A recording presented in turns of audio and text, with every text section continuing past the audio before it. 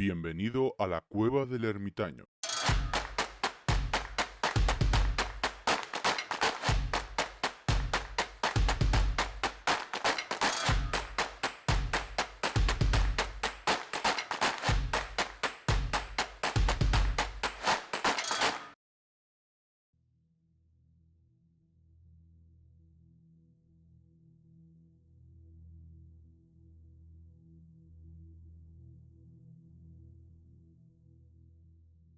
Muy buenas a todos, muy buenas a todas y bienvenidos, bienvenidas a la Cueva del Ermitaño. Esta noche os invito a acompañarme en un viaje que nos va a llevar al corazón de Francia, a una pequeña aldea rural donde hace casi un siglo un descubrimiento aparentemente accidental desató una tormenta de controversias que aún hoy sigue dividiendo a historiadores, arqueólogos y estudiosos del misterio. Hoy vamos a sumergirnos en el enigma de los manuscritos Glocel. ¿Qué eran esos objetos extraños encontrados bajo la tierra de una granja francesa? ¿Falsificaciones ingeniosas o vestigios de una civilización olvidada? ¿Por qué tantos expertos se enfrentaron con una vehemencia casi religiosa alrededor de este hallazgo? Prepárense para explorar no solo los hechos, sino también las sombras que los envuelven.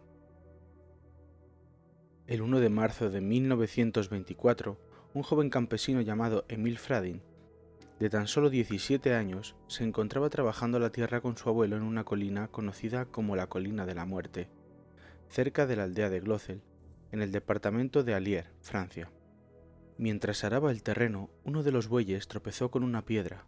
Al removerla, Émile y su abuelo descubrieron una especie de cámara subterránea. En esta cámara se contenían huesos humanos, fragmentos de cerámica, tallas de piedra y, lo más enigmático, placas de arcilla cubiertas con extraños símbolos que nadie podía leer. Algunos eran caracteres parecidos al alfabeto fenicio, otros parecían simples garabatos, pero todos estaban grabados con una precisión realmente inquietante. Este hallazgo marcaría el inicio de una de las controversias arqueológicas más intensas del siglo XX. Al principio el descubrimiento fue tratado como una curiosidad local, pero rápidamente llamó la atención del doctor Antonin Morlet, un médico de Vichy interesado en la arqueología. Morlet comenzó a excavar el sitio y publicó sus hallazgos. Estaba convencido de que los objetos eran auténticos y que pertenecían a una civilización prehistórica aún desconocida, anterior incluso a los celtas. Los objetos encontrados eran más de 3000, placas con símbolos, huesos grabados, estatuillas, herramientas de piedra, y todo parecía provenir de diferentes periodos históricos. Algunos parecían neolíticos, otros romanos, otros incluso medievales. ¿Cómo podían coexistir todos estos elementos en un mismo yacimiento? La pregunta dividió a la comunidad científica. Las críticas no tardaron en llegar. Algunos arqueólogos como Salomon Reinach inicialmente apoyaron la autenticidad del hallazgo, pero pronto expertos del Museo del Hombre en París comenzaron a acusar a Morlet y a Fradin de fraude. Las acusaciones eran graves. Decían que Émile Fradin había fabricado las placas en su taller, que los objetos eran un engaño cuidadosamente orquestado, pero nunca se presentó una prueba concluyente de falsificación. Al contrario, varios expertos internacionales, incluso algunos alemanes y escandinavos, afirmaron que el estilo de escritura era desconocido, pero no necesariamente falso. Lo que siguió fue una verdadera guerra científica. Cartas públicas, artículos cruzados en revistas académicas, insultos, demandas judiciales. Incluso hubo allanamientos ilegales en la casa de los Fradin. La comunidad arqueológica francesa se polarizó. Algunos veían en Glocel una oportunidad para reescribir la historia de Europa. Otros veían solo una farsa peligrosa que podía desprestigiar a toda la disciplina. Hasta el día de hoy nadie ha logrado traducir con certeza los símbolos de las placas de Glocel. Algunos sugieren que podrían ser una forma primitiva de escritura, incluso anterior a la escritura cuneiforme de Sumeria. Otros piensan que es una escritura inventada, sin coherencia interna, como un galimatías visual creado para aparentar autenticidad. Pero lo curioso es que varios expertos en epigrafía señalaron que ciertos signos tienen correspondencias con alfabetos antiguos, íberos, etruscos, libios, incluso runas germánicas. ¿Casualidad? ¿Inspiración fraudulenta? ¿O prueba de una conexión cultural aún no comprendida? A finales del siglo XX, y sobre todo en los años 80 y 90, nuevos investigadores retomaron el caso con tecnologías modernas. Algunas pruebas de termoluminiscencia dataron las placas entre los siglos IV a.C. y el siglo V después de Cristo, lo que sugería una amplia gama temporal, pero no descartaban su autenticidad.